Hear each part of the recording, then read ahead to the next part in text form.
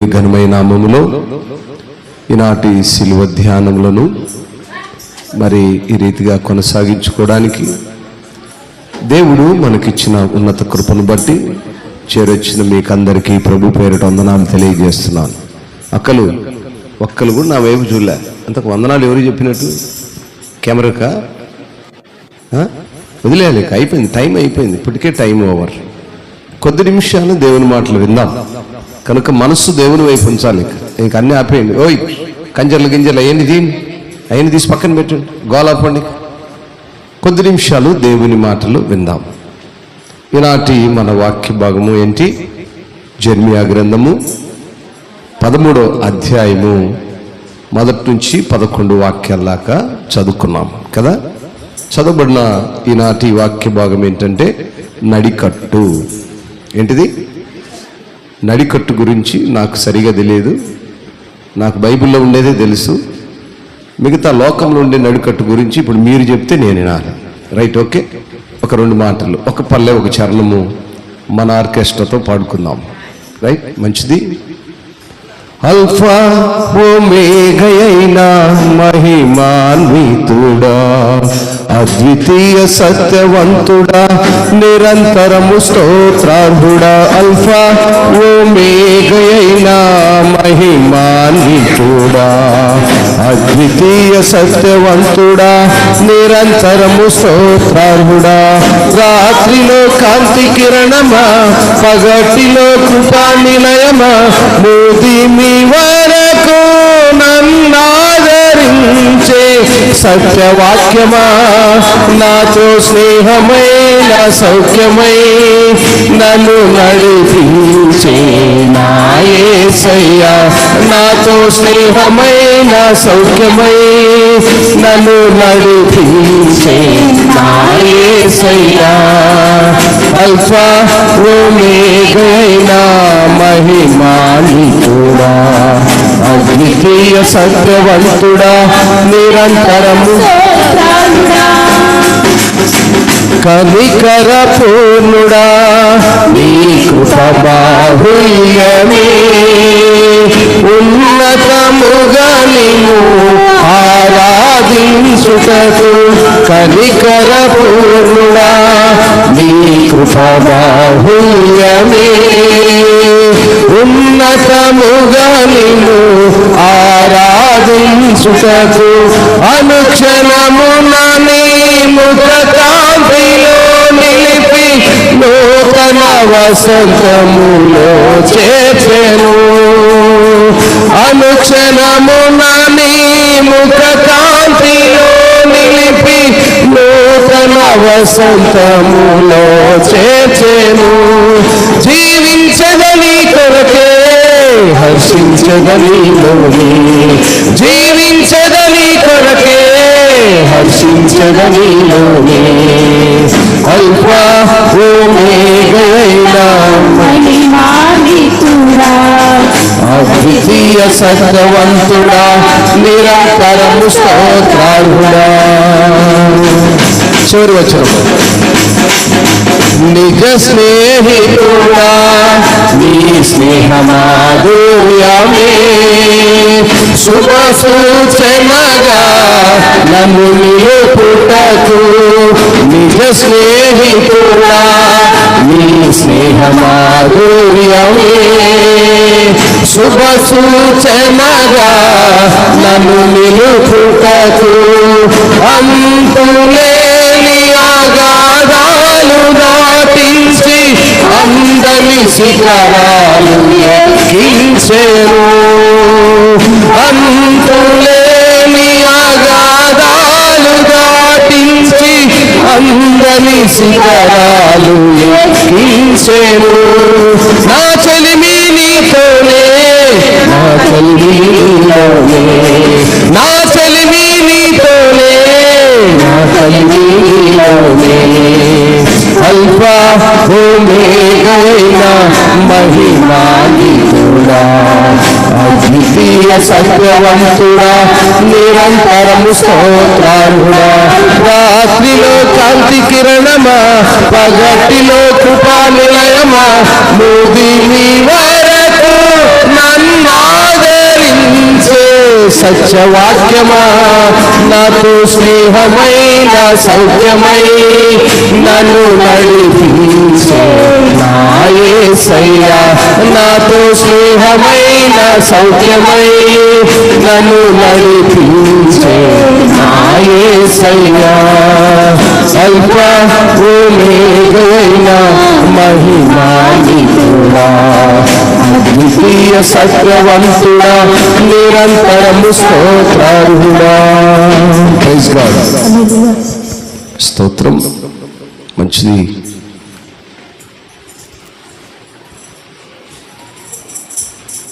కొన్ని కార్లకు starting problem ఉంటుంది తెలిసిన. ఉదయాన్నే ఒక రాగాన స్టార్ట్ అవ్వు. ఎప్పుడు స్టార్ట్ అయ్యింది తెలిసిన? కొద్దిసేపు ఇంజన్ గిరిగిరా గిరిగిరా గిరిగిరా గిరిగిరా గిరిగిర దమ్మని ఎత్తుకుంటాం. మనకు కూడా వాక్యాన్ని బోధించాలంటే స్టార్టింగ్ ప్రాబ్లం. అయితే మనకు సొల్యూషన్ ఏంటంటే దానికి ఒక మంచి పాట, ఒక పల్లవి చరణం అన్న పాడితే కానీ మన ఇంజన్ రన్నింగ్లోకి రాదు. దేవుని మహాకృపలో సమయము కొన్ని పరిస్థితుల వలన ఆలస్యం అవుతుంది కనుక మన యొక్క అన్ని కార్యక్రమాలను కుదించుకొని త్వరగా ముందుకు వెళ్దాం. దేవుని మహాకృపలో ఈనాటి మన వాక్య భాగము జెర్మియా గ్రంథము, ఇర్మియా గ్రంథము 13వ అధ్యాయము 1 నుంచి 11 వాక్యాలు చదువుకున్నాం. మొదటి మాటను చదువుదామా? ఎస్. నీవు వెళ్ళి అవిషనార నడికట్టుకుని నీ నడుమున దానిని కట్టుకును, నీళ్ళల్లో దాన్ని వేయకుము. కావున యెహోవా మాట చొప్పున నేను నడికట్టు ఒకటి కొని నడుమున కట్టుకొంటిని. రెండో మారు యెహోవా నాకు ప్రత్యక్షమై, నీవు కొని నడుమున కట్టుకొనిన నడికట్టును తీసుకొని లేచి యూఫ్రటీసు నద్దకు పోయి అక్కడనున్న బండ బీటలో దాన్ని దాచిపెట్టుము. చాలు. ఈ మాటను దేవాది దేవుడు భక్తుడైనటువంటి దైవజనుడైనటువంటి దేవుని పనివాడుగా ఉన్నటువంటి ఇర్మియాతో దేవుడు మాట్లాడుతూ ఉన్నాడు. నడికట్టు అంటే ఏంటి చెప్పాలి? నడికట్టు అంటే గట్టిగా చెప్పాలమ్మా. మీకు తెలిసిన నడికట్టు మీరు చెప్పండి, నాకు తెలిసింది నేను చెప్తా. బైబిల్లో ఏముందో తెలుసుకుందాం. ఏంటది? నడుము కట్టుకునేది నడికట్టు. బెల్ట్ కట్టుకోవచ్చు, గుడ్డ కట్టుకోవచ్చు, దారం కట్టుకోవచ్చు. ఇంకా ఎందుకు కట్టుకుంటారు? ఓకే, ఇంకా చెప్పాలి. Yes, okay, done. నడికట్టు నాకైతే తెలియదు, కానీ నా చిన్న వయసులో స్త్రీలు డెలివరీ అయినప్పుడు నడుముకు కడుతూ ఉంటారు. ఇప్పుడు ఎవరు కట్టుకోవట్లేదు, ఇప్పుడు ఫ్యాషన్ డెలివరీస్ కాబట్టి ఇప్పుడు లేవు.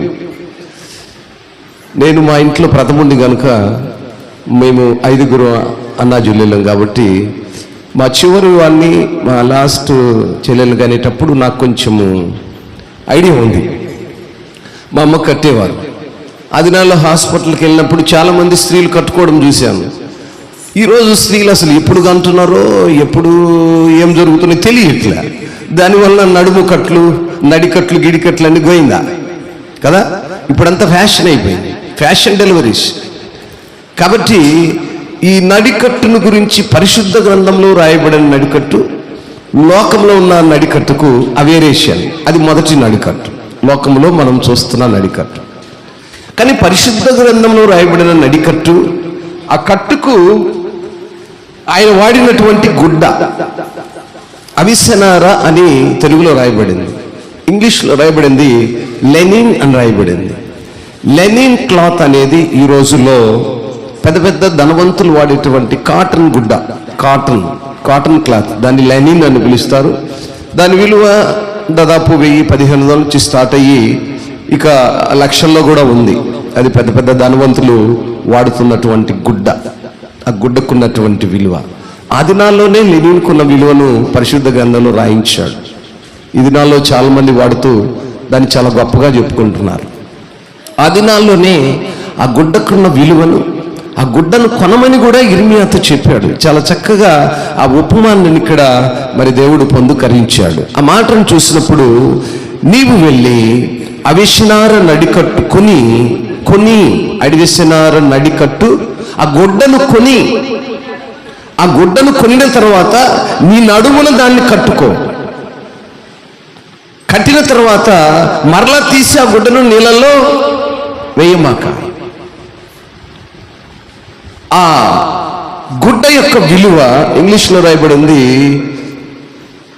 Go and by a linen loin cloth and put it around your waist and do not dip it in water అని రాయబడింది. ఆ లెనిన్ అనబడే గుడ్డ అది విలువ కలిగినది. దానికి ఉన్నటువంటి ఆ ఘనమైన విలువైనటువంటి విధానాన్ని మనుషుల యొక్క ఆత్మీయ స్థితికి దేవుడు ఒక ఉపమానంగా ఇక్కడ తీసుకున్నాడు. మనిషి యొక్క ఆత్మీయ స్థితిని ఇక్కడ ఏం చెప్పాడంటే, ఇక్కడ నుంచి మనము 11వ వాక్యం వరకు రాసిన ఇది బైబిల్ పఠనంగా చదివాము. దీని అంతరార్థము ఒక 2 మాటలు మనం చదివి ముందుకు వెళ్ళడానికి ప్రయత్నం చేద్దాం. అది కొనిన తర్వాత రెండవసారి మరలా ప్రత్యక్షమై చెప్పాడు, నీవు కొని నడుమున కట్టుకొనిన నడికట్టును తీసుకొని యూఫ్రటీస్ వద్దకు పోయి అక్కడనున్న బండబీట్లో దాన్ని దాచిపెట్టమని ఇర్మియాకు సెలవిచ్చాడు. అలా ఇచ్చిన తర్వాత మరలా 6వ వాక్యంలో చూసినప్పుడు, అనేక దినములైన తర్వాత నీవు లేచి ఆ యూఫ్రటీస్ నది వద్దకు పోయి నేను అక్కడ దాచిపెట్టమని నీకు చెప్పిన నడికట్టును అక్కడి నుండి తీసుకుని నాతో చెప్పగా, నేను వెళ్ళి ఆ నడికట్టును దాచిన చోట నుండి దాన్ని తీసుకుంటుని, నేను దాన్ని చూడగా ఆ నడికట్టు చెడిపోయి ఉండెను, అది దేనికి పనికిరానిదాయను. అప్పుడు మరలా ఇర్మియాతో మాట్లాడుతున్నాడు.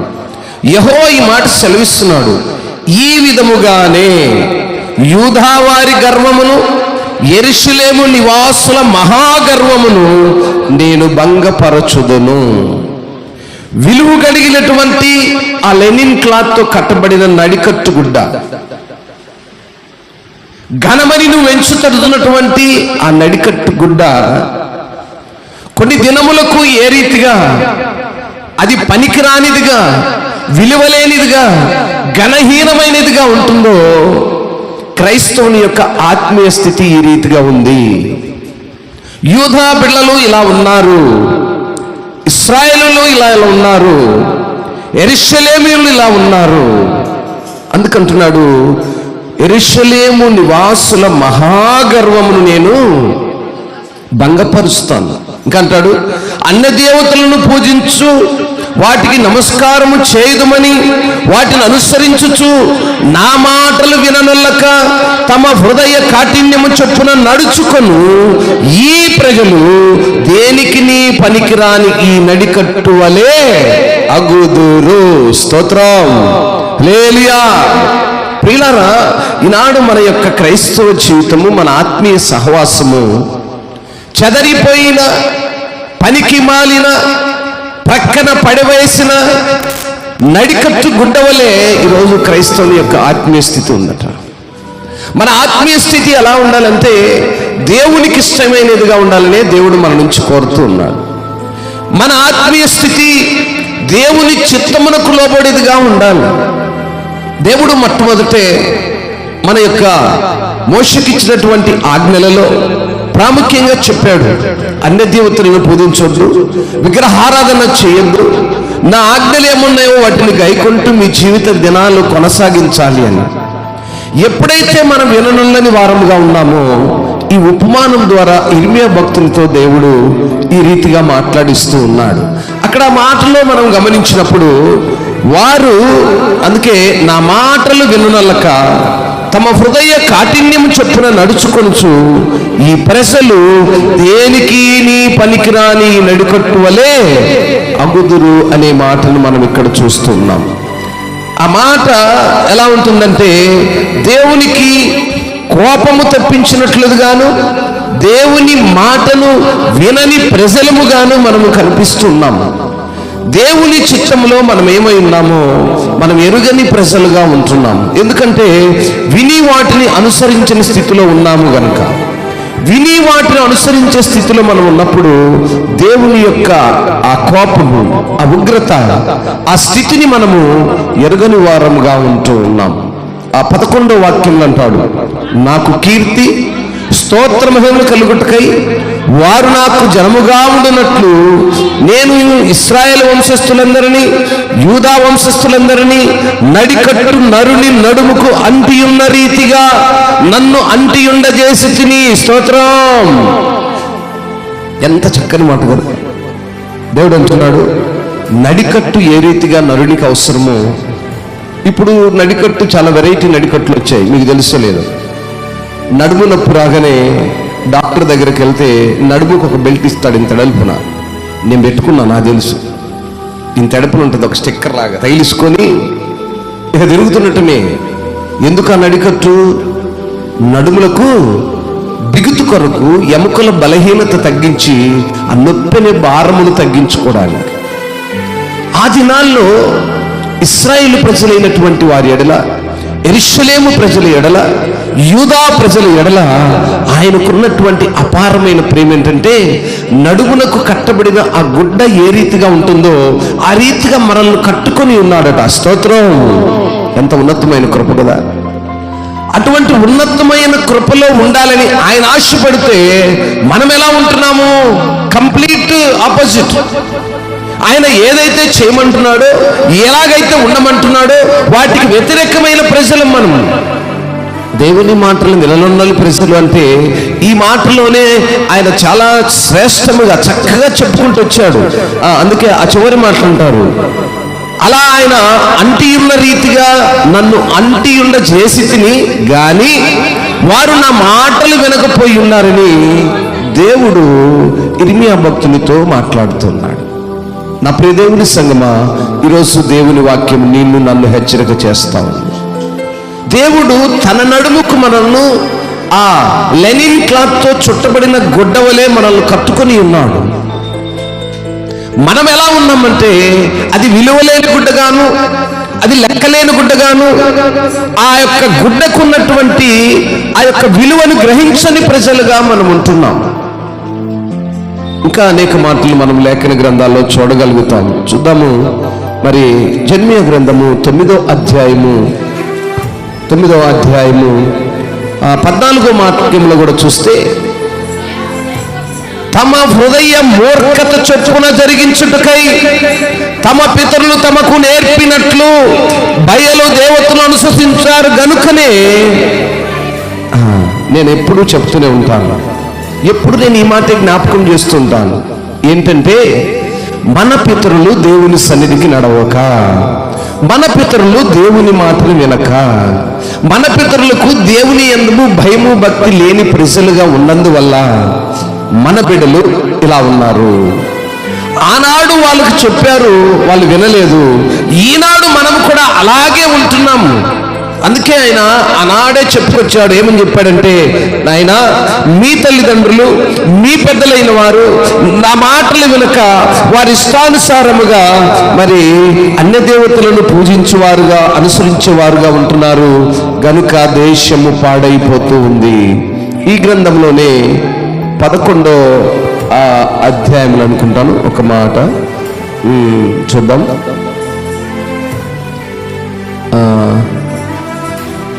11వ అధ్యాయము 8వ వాక్యాన్ని ఒకసారి చూద్దాం. అయినను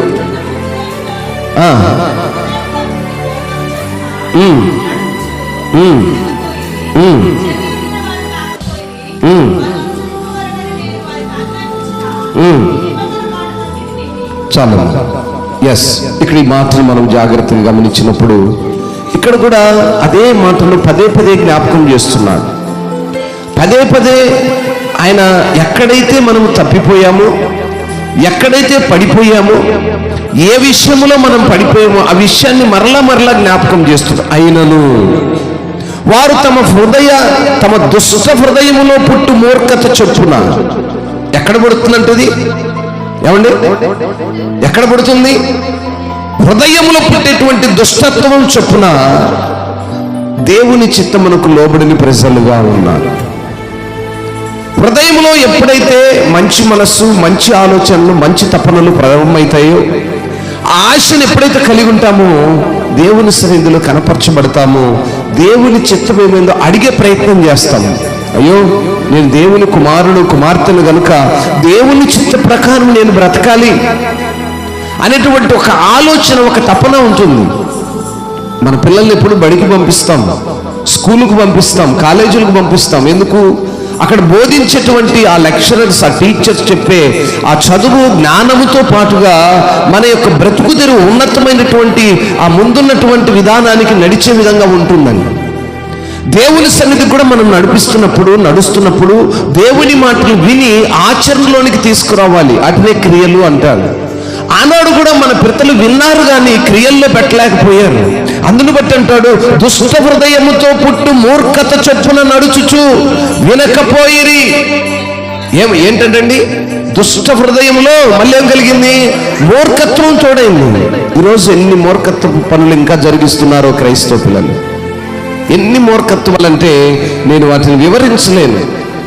చాలా, ఎన్నో మూర్ఖత్వాలు, ఎన్నో లోకాచారమైనటువంటి ఆ యొక్క అన్య దేవతల యొక్క ఆ విధానాల్లో ఈనాటికి క్రైస్తవులు నడుస్తూనే ఉన్నారు. అందుకే భక్తుడితో ఆయన సూటిగా మాట్లాడాడు, అయినను వారు తమ దుష్ట హృదయములో పుట్టు మూర్ఖత చొప్పున నడుచుచు దేవుని మాట వినకపోయేది, చెవియగ్గిన వారు కాకపోయేది. వారు అనుసరింపవల్లని నేను వారికి ఆజ్ఞాపించిన ఈ నిబంధన మాటలన్నిటిని అనుసరించి నడవలేదు కనుక ఈ నిబంధనలోని వాటన్నిటిని వారి మీద నుంచి. చాలా మంది దేవుడు ఇచ్చేవాడును, మరలా తీసుకునేవాడు. చాలా ఉపమానాలు మనకు తెలుసు. ఇచ్చేవాడు ఆయనే, ఆయన మాట వినకపోతే మరలా తీసుకునేవాడు ఆయనే. గనుక అనేక స్టోరీస్ మనము పరిశుద్ధ గ్రంథంలో చూస్తుంటాము. ఆయన అనేక మంది భక్తులకు ఇచ్చాడు, ఎన్నిక లేని వాడిని ఎంచుకున్నాడు, భక్తిహీనులను భక్తిలోనికి నడిపించాడు. భక్తిహీనతలోనికి వెళ్ళిపోయినప్పుడు మరలా ఆయన ఇచ్చిన సమస్తాన్ని వెనక్కి తీసుకున్నాడు. కనుక దేవుని వాక్యం ఏమంటుందంటే, తమ దుష్ట హృదయములో పుట్టు మూర్ఖత వలన దేవుని మాటలు వినక ఆయన మాటకు చెవియొగ్గక అనుసరిస్తూ దేవుని నిబంధన ఆజ్ఞలన్నిటినీ తప్పిపోతూ ఉన్నారు. కనుక ప్రియులారా, దేవుని మాటలు ఏమైతే ఉన్నాయో వాటిని అనుసరించే పిల్లలుగా మనం ఉండాలి, వాటికి లోబడే పిల్లలుగా మనం ఉండాలి. దేవుని వాక్యాన్ని చాలా జాగ్రత్తగా పరిశీలించే పిల్లలుగా మనం ఉండాలి. మరొక మాటలు మనం చూస్తే 16వ అధ్యాయము ఇర్మియా గ్రంథంలోనే 16వ అధ్యాయము 12వ వాక్యం కూడా అంటుంది, ఆలకించుడి, మీరందరూ నా మాట వినకుండా కఠినమైన మీ దుష్ట హృదయ కాఠిన్యం చొప్పున నడుకొనుచున్నారు. మీరు మీ పితరుల కంటే విస్తారముగా. ఏమండి, ఎంత మాట కదా! ఈనాడు ఇది హృదయం లోపల గుచ్చుకుంటుందండి.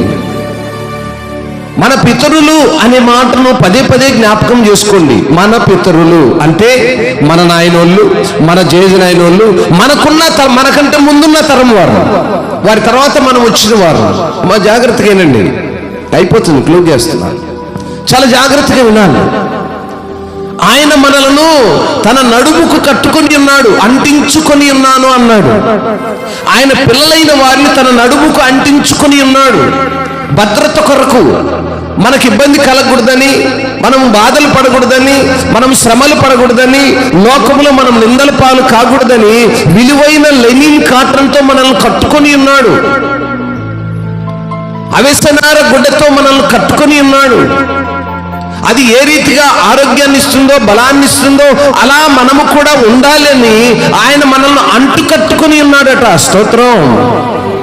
అయితే మనము విననొల్లని ప్రజలుగా ఉన్నామని వాక్యం సెలవిస్తుంది. విననొల్లని ప్రజలుగా మనం ఉండటం వలన దేవుని యొక్క కృప మన నుంచి దూరం అయిపోతాము. అయితే ఇక్కడ మనం గమనించవలసిన ప్రాముఖ్యమైన సంగతి, చాలా విలువైన సంగతి అన్నది అందరు వినాలి. చాలా విలువైన సంగతి. ఏంటో విలువైన సంగతి అంటే, మన పితరులు ఆనాడు వారి ఇష్టానుసారంగా బ్రతికారు. ఎందుకంటే తెలిసి తెలియక, బోధించేవారు లేక, వారు ఆ దినములో కావలసిన అవసరాన్ని బట్టి అన్ని దేవతలను ఆరాధిస్తూ వారి యొక్క అవసరతలను గడుపుకోవడానికి ఎలా పడితే అలా దినాన్ని కొనసాగించారు. దాన్ని బట్టి కూడా అన్నాడు, అప్పుడు నేనైతే చూసిచున్నట్టుగా ఉన్నాను. అయితే ఇప్పుడు అంటున్న మాట ఏంటంటే, వారు అప్పుడున్న దానికంటే ఇప్పుడున్న ఈ తరం వారు అంతకంటే విస్తారముగా చెడిపోయి ఉన్నారట. స్తోత్రం. ఇది రైటా రాంగా అంటే? అవునా కాదా? అక్షరాలు ఒప్పుకోవాలండి. ఆనాటికి ఈనాటికి గమనిస్తే చాలా చాలా వ్యత్యాసం ఉంది. ఆనాటి తరములో ఉన్నటువంటి ఆ భయము, ఆ భక్తి, ఆ వినయము, ఆ క్రమము, విధేయతకి ఈనాటి ఉన్నటువంటి ఈ పిల్లలు ఈ క్రమము, ఈ విధేయతను గమనిస్తే పరిశుద్ధ గ్రంథంలో మాటలు 100కు 110% నిజమే కదా అని తెలియజేస్తున్నాయి. ఆయన అంటున్న మాట ఏంటంటే, దుష్ట హృదయ కాఠిన్యము చొప్పున నడుచుకుంటూ మీరు మీ పితరుల కంటే విస్తారముగా చెడుతనము చేస్తున్నారట. దేవునికి ఇష్టమైన కార్యము, దేవుడు ఇష్టపడని కార్యము, దేవుని చిత్తములో లేని విధానములో మనము నడుస్తూ ఉన్నాం. మరొక మాట చదివి వాక్యాన్ని ముగించుకుందాం, సమయం అయిపోతుంది. మరి చివరి మాట లేవియకాండము 26వ అధ్యాయము. లేవియకాండము 26వ అధ్యాయము 19.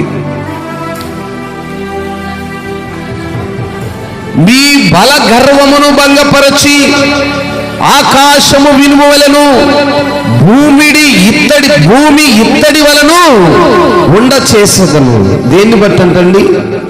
మనకున్న బల గర్వాన్ని భంగపరచి, అంటే మనకున్నటువంటి శరీరాన్ని బట్టి, మనకున్న ఆరోగ్యాన్ని బట్టి, మనకున్న కంఫర్ట్ని బట్టి, మనకి ఏదైతే అందుబాటులో అనుకూలంగా ఉన్నాయో ఆటోమేటిక్గా మనలో గర్వం వస్తుంది.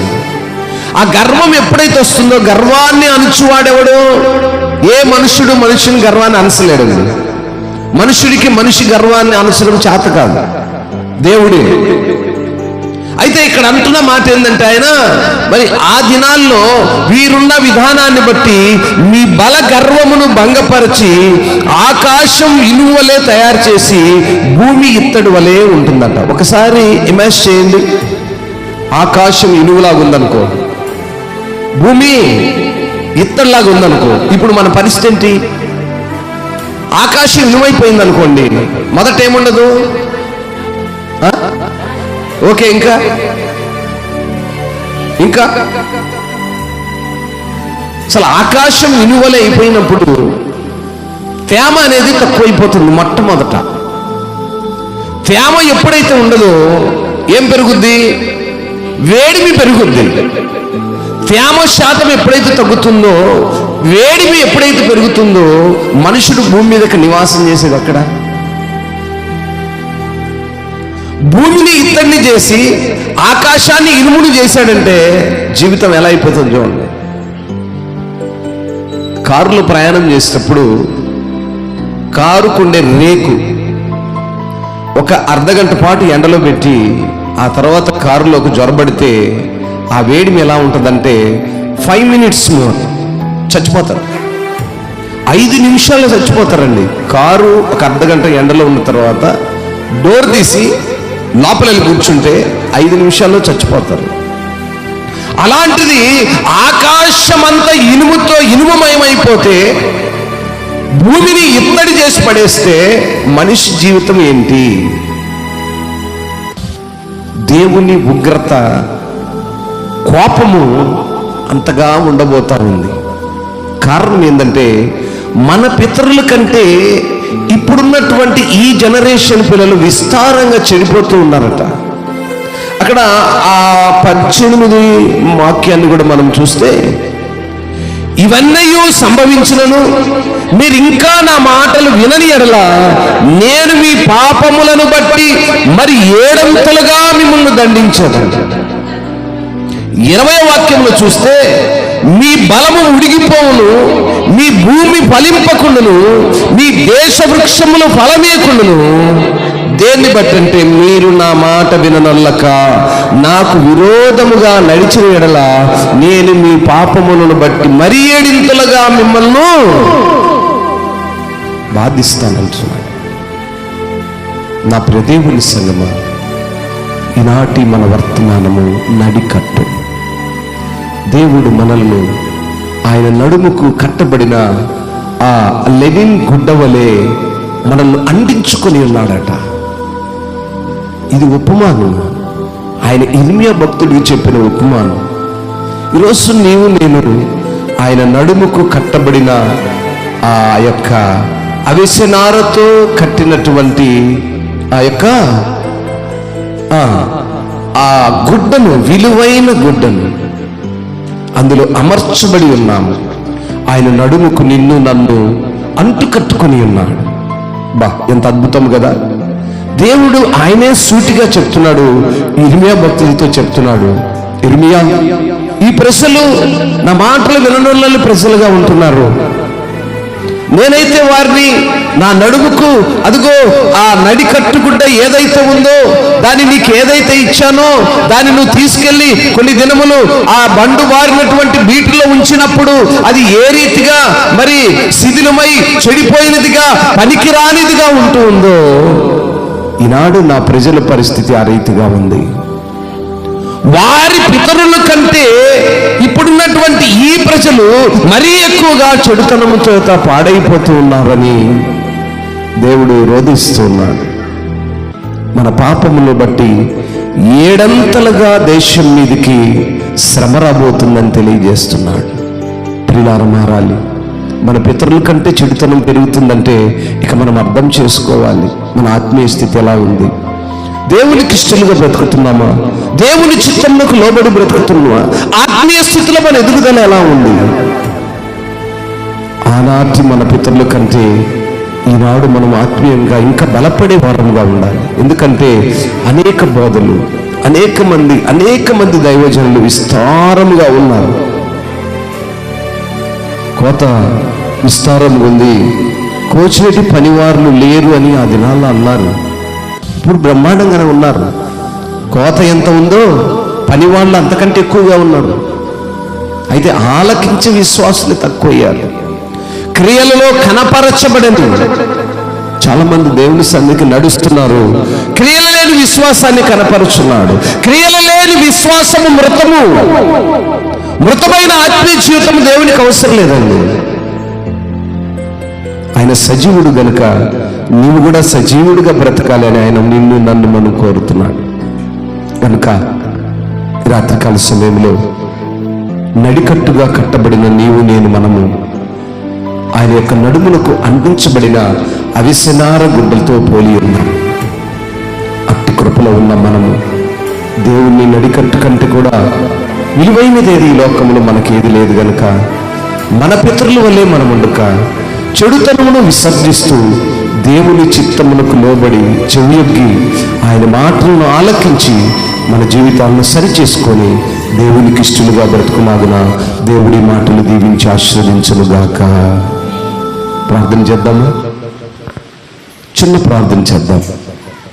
పరిశుద్ధుడా, ప్రేమ కలిగిన తండ్రి, నీ ఉన్నతమైన ప్రశస్తమైన నామాన్ని బట్టి నీకు స్తోత్రం అయ్యా. ఇదిగో ఈ రాత్రికాల సమయమందు నీ బిడ్డలతో మీరు మాట్లాడారు. విలువ కలిగినటువంటి గుడ్డ, దేశంలోనే ధనవంతులను పడినటువంటి వారు వాడబడిన ఈరోజు వాడుతున్నటువంటి ఆ గుడ్డను ఆనాడు ఇర్మియా భక్తుల నడుముకు మీరు కట్టించి దాన్ని కొని నడుముకు కట్టుకొని దాని విలువ ఏంటో ప్రపంచానికి తెలియజేయమన్నారు. నీవేదైతే నీ నడుము కట్టుకొని ఉన్నావో ఆ కట్టబడిన గుడ్డ వలె నా బిడ్డలైన వారిని నా నడుముకు అంటించుకొని ఉన్నానని మీరు మాట్లాడారు. నిజంగా ప్రభువా, మేమెంత ధన్యులము. అటువంటి ఉన్నత భాగ్యం కలిగిన మేము నిన్నెరుగని వారమే. మా పితరుల వలె వారికంటే ఎక్కువగా మేము చెడిపోయి ఉన్నామని నీ వాక్యం బోధిస్తుండగా మేము ఎరిగిన వారముగా, మా జీవితాలను సరిచేసుకునే వారముగా, నీ చిత్తంలో బ్రతుకువారుగా, నీ కవరింగ్ నీ నిబంధనలను మేము అనుసరించి బ్రతికే పిల్లలుగా ఉండే కృపనిమ్మని ఈ వాక్యం ద్వారా నాయనా ఎంతమంది బిడ్డలైతే ఆలకించి వారి జీవితాలను సరిచేసుకునే తీర్మానంలో ఉన్నారో, ఇంకా నాయన నీ నెరుగక నీ నడుముకు మేము కట్టబడి ఉన్నామని, గుడ్డలో మమ్మల్ని చుట్టబడి ఉన్నామని, అది నీ నడుముకు అంటించుకొని ఉన్నామని మేము ఇంకా ఎరుగని పిల్లలతో ఈ మైక్ శబ్దం ఈరోజు మీరు మాట్లాడండి నాయన. వారు ఎరుగకున్నారేమో తెలియచేయండి. ఎరిగి ఉన్నను క్రియలు లేని పిల్లలుగా ఉన్నారేమో, మృతమైనటువంటి ప్రజలుగా ఉన్నారేమో, బ్రతుకున్న నాయన మృతుల వలె ఉన్నారేమో. నీ వాక్యం ద్వారా వారితో మాట్లాడి నీ పిల్లలుగా నీ సన్నిధిలో మోకరేయటానికి, నీ చిత్తాన్ని నీ ఆజ్ఞను అనుసరించే వారు ఉంటాయి. కృపనిమ్మని చేరువచ్చిన సంఘముని బట్టి, వర్తమానాన్ని బిడ్డల్ని బట్టి నీ కృపలో జ్ఞాపకం చేసుకున్నాను. యేసయ్య ఘనమైన నామములో ప్రార్థించి మనవులన్నీ అడిగి వేడుకొని పొందుకొని ఉన్నాము తండ్రి. ఆమేన్. దేవుడి మాటలు దీవించి ఆశీర్వదించును గాక.